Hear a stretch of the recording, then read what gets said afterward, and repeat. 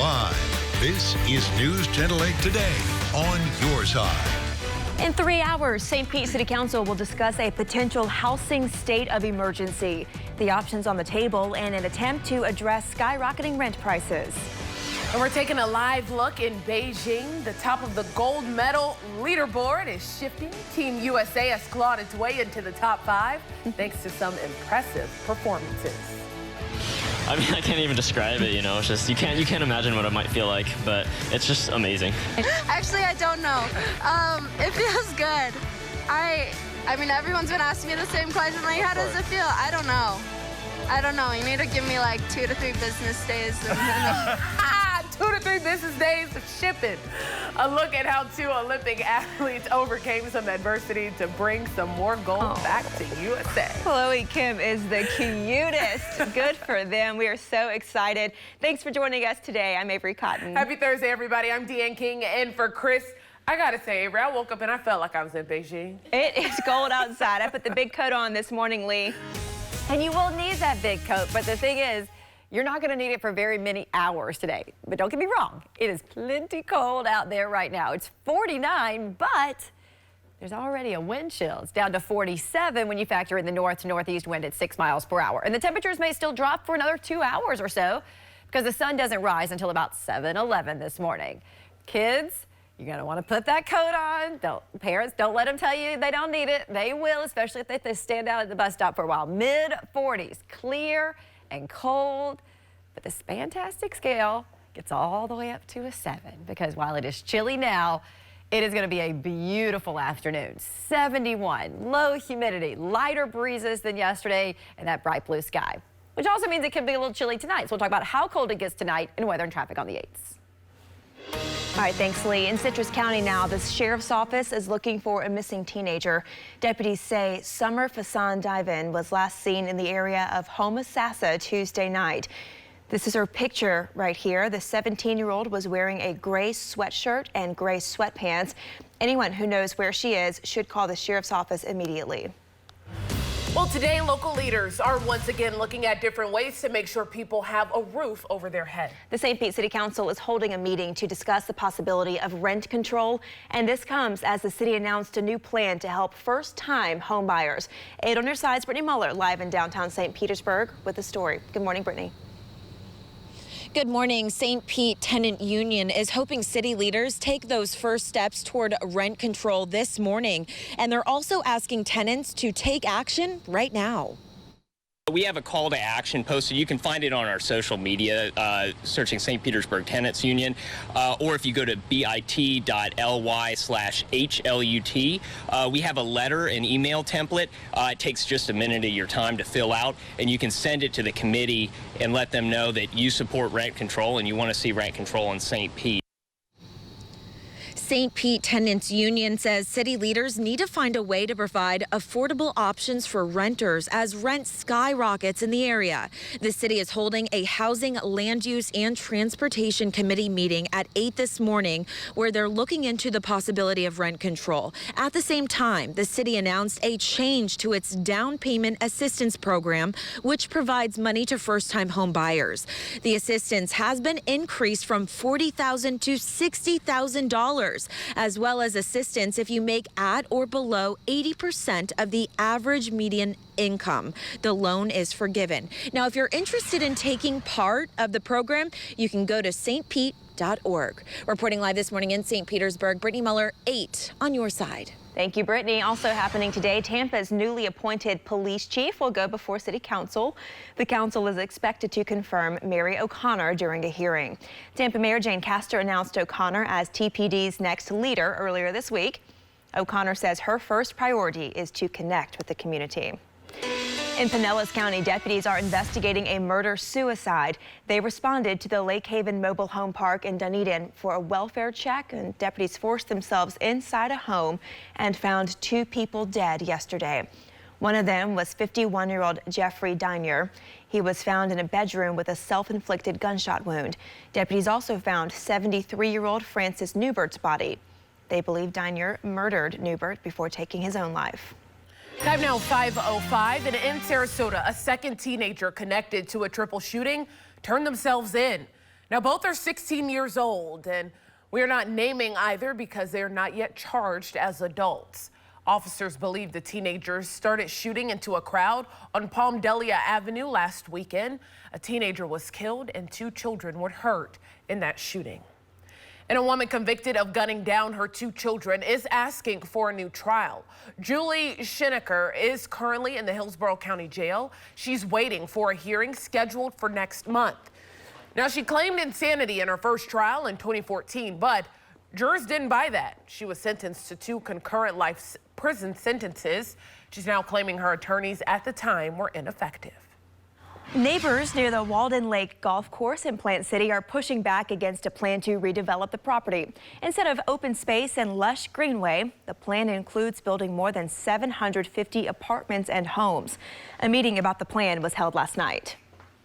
It poses a number of problems as far as stormwater runoff, as far as increased traffic, a lot of those kinds of problems that are going to interfere with our home values and our quality of life. The planning board will soon make a recommendation for the city commissioners to either approve or reject the plan. 5:06 now. Let's go to Beijing. Team USA slowly climbing to the top of the race for gold medals. This comes after an impressive performance by figure skater Nathan Chen. You were cheering him on this morning. Put my makeup on. I was like, let's go, Nathan. Listen, he just won gold for the men's figure skating singles. His long program included a number of difficult jumps that he landed. This comes just 2 days after he broke a world record during his short program. Chen's latest performance comes 4 years after the Pyeongchang Games, where he finished 5th in the same event. Now, another member of Team USA also making history. Chloe Kim is the first woman to win 2 Olympic snowboard gold medals in the halfpipe. The 21-year-old won the event with her first run score of 94, which was nearly 4 points higher than the rest of the field. Kim says she's especially proud of her performance because she says it came off of what she calls her worst practice ever. Listen, she said give her 2 to 3 business days to let her know how she's feeling. Well, here's a look at the official medal count. So Norway leads the way with 5 gold medals. Germany and Austria round out the top 3. Team USA is currently sitting in 5th place with 3 gold medals and 9 medals overall. And a Tampa native who went to Armwood High School is in Beijing this morning. Yes, Kyle Wilcox is an alternate for the USA bobsledding team. The 28-year-old has been bobsledding for 4 years. But before picking up bobsledding, he played football at Armwood High School as well as the University of Pennsylvania. His coaches say they also knew that Wilcox was gifted, so they're not surprised he made it to the Winter Games. You know, all my years, he was completely different than anybody else. He graduated here with a 6.1 GPA. He was a phenomenal athlete, humble, sweet kid, and found beauty in everybody he met. So right now he's waiting on possible word, be able to come out to travel over to Beijing. You know, he's super excited. Such a positive attitude. You know, he just said yesterday, he was just so happy to have the opportunity and the possibility. You know, and that just speaks volumes to who he is. The bobsledding competition begins tonight. Over the next week or so, you'll want to look out for Wilcox because the races he may compete in are on February 19th and 20th. Gosh, it sounds like this is the kind of guy you want on your team after all those wonderful things they said about him. Yes, I mean, to find the joy in everything that he does and the huge GPA, I mean, yeah. We're very proud of him for sure and wish him all the luck.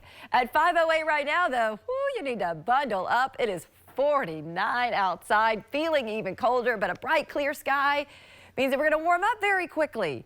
66 at lunchtime with that low humidity and a lighter breeze than yesterday. You'll want to get outside. So eat lunch outside, afternoon highs in the 70s. So by the time you're driving home from work today, it's really going to be comfortable at 68. But we're in for another cool night tonight. I don't think it's going to be as cold. These are the low temperatures right around 7 in the morning. So that's when we have typically the coldest temperatures right before sunrise. 51 in Tampa tonight, 48 for you in Bartow. Sarasota, you'll drop to 50, all the way down to 40 in Inverness. Tomorrow is going to be warmer in the afternoon, actually a touch above average. Average is 73. We're going to hit 74, even 75 on Saturday. But big cold front Sunday morning cools us back down to for the early part of next week. All right, let's check in on the roadways now, Beth. All right, things are looking good this Thursday morning. You can see a trooper in a tow truck here getting this crash cleared off I-4 eastbound, that ramp there to Alexander Street. But you can see also cars are flowing right through it. It's not going to cause you any issues. If you're on I-4 headed into or out of downtown Tampa, you're going to be up to speed this morning. Either direction will take you about 7 minutes to make that ride. Headed into downtown Tampa, southbound 275, Bears Avenue to Bush Boulevard. Probably going to see a little bit of slow going, but then it really clears up nicely for you at Bush Boulevard all the way across the Howard Franklin Bridge. Northbound 275 in downtown Tampa, Ashley Drive to I-4. That's where you might see a little bit of congestion, but nothing that's going to slow you down too much. I can send it over to you. All right, thanks so much, Beth. Pfizer's COVID vaccine for children could be available soon. The timeline on when kids under the age of 5 can get their shots, plus a tense, emotional day inside a Polk County courtroom. The children of a mother who was murdered were in the same room as her killer. Why, Joe? Why'd you take my mama? I don't know why you can't tell me why. Why'd you have to murder my mama?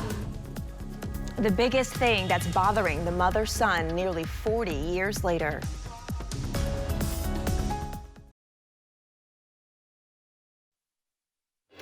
.13 is the time in Polk County the adult children of a mother murdered 40 years ago confront her accused killer. Now, this happened as he finally admitted his guilt. Joseph Mills pleaded guilty to murdering and sexually assaulting Linda Slayton in 1981. Slayton's sister found her strangled inside her Lakeland apartment. In 2019, DNA submitted through an online ancestry database linked Mills to this murder. He was a football coach of one of the victim's sons. Should be 72 next month, Joe. I got my 2 kids and my niece. They didn't get to know their grandma because of you. You, Joe, you did it. The judge sentenced Mills to life in prison without the possibility of parole. A 51-year-old Riverview woman is dead after crashing her car into a pond in Pasco County. In this video from Eagle 8 HD, you can see the woman's car as it was pulled from the retention pond located off State Road 54 near Henning Lane. Troopers say the woman lost control and slammed into the pond after crossing the median. We knew this morning the U.S. plans to roll out COVID-19 shots for children under the age of 5 in the next 11 days. And that's all according to a document from the CDC. The shots could be distributed as soon as February 21st. If the FDA approves Pfizer's vaccine, the U.S. government plans to ship 10 million initial doses to states before the end of the month. All right, the Florida State Fair kicks off today, and it's running through February 21st. There's going to be a lot of food, entertainment, and exhibits for you and your family to enjoy. In our next half hour, Brianna Villegas will be live at the fairgrounds to let you know what you can expect this year. Of course, a lot of folks heading out want to know what the weather is going to be like on this fair kickoff. I feel like fair's usually chilly. Am I close? You are close. And we usually get a mixture of the weather because, you know, it goes on for so long. And February is usually our transition month. So we get a lot of cold fronts coming through. But right now we're in the process of warming up. So it is a chilly start this morning. But as the fair kicks off this afternoon, it is going to be a pretty nice day for it, actually. Mid-60s by noon. Lots of sunshine here. Feeling quite comfortable compared to the past couple of days. 70s this afternoon. However, as we get into the evening and the sun starts to set, it is going to cool off pretty quickly and we're going to get chilly. 65 by 6 o'clock and 57 by 9 p.m. this evening. The next couple of days, though, look pretty good. In fact, even better in my opinion. We're going to be in the mid-70s during the afternoon hours on Friday and Saturday. Both days with a lot of sunshine, not expecting any rain. And the evenings will be a little bit milder as well. Mid-60s by the 6, 7, and 8 o'clock. Again, dry both Friday and into Saturday. But Sunday, not the best of days. It looks like we're going to have some morning showers. And then you can see those temperatures. It looks like it's going to be a little bit cooler as well. Only 65 for a high on Sunday. And then those temperatures, Lee, are going to be dropping pretty quickly into the evening after the rain in the morning. It's a cold front moving through. Yeah, we will feel that cold front for sure. And I know a lot of people have a lot of fun at the fair, so enjoy. We know this morning that it's chilly. We're at 49 degrees, but I also wanted to show you these 2 little dots here. We have Mars and Venus showing up on our tower camera this morning. Clearly clear skies. Northeast winds at 6 miles per hour and without any clouds. Max Defender 8 is dry this morning. So I checked in with my weather watcher. Big Monkey in Crystal Beach says 47. And just like everybody, looking forward to that fast warm-up. So as the kids are heading off to school, it is going to be bright and sunny, but it is going to be cold. 46 at 8 a.m. But look, by noon, we're 20 degrees warmer. That's their lunchtime. 66, 71 at 3 p.m. Again, just a great day today, feeling comfortable through the evening. You might even want to head to the beach. Now, I know it's too cold to go out there now and really enjoy it, but a warm, dry afternoon, not as breezy as yesterday, light surf and rip current risk. So certainly no rain expected today. We're a little bit warmer. We're still dry on Friday. And Saturday, you might notice some extra clouds. Then, as Amanda was talking about, there's about a 40% rain chance. At this point, it looks like in the first half of Sunday, before a cold front comes through, and Valentine's Day, a high of only 64. Valentine's night dropping down into the 40s. Burr, Beth. Burr sounds like cuddle letter if I've ever heard it. Look at the Sunshine Skyway lit up for you. So we kick off this Thursday. You can see cars moving just fine all the way across it. The same is going to be true of all of the bridges in the Bay Area. You can see Courtney Campbell Causeway, the Howard Franklin, and the Gandy all up to speed for you this morning, but it is early. If we take a look at Hillsborough County as a whole, almost all of your interstates are up to speed. The one area where we are seeing a couple slowdowns, Selman Expressway, but it's really not even going to slow you down that much. Taking it down to Manatee County, there's a crash in Parrish State or 80th Avenue and 25th Street East, but I'd be shocked if they aren't clearing that off for you right now. Going to send it over to you. All right, thanks, Beth. Still ahead, a new study sheds light on what could happen to you after contracting COVID. How the virus poses a long-term risk to your heart health. Plus, a local group wants to address traffic issues in St. Pete. The proposal that could give downtown a completely different look. We'll tell you about that after the break on News Channel 8 Today.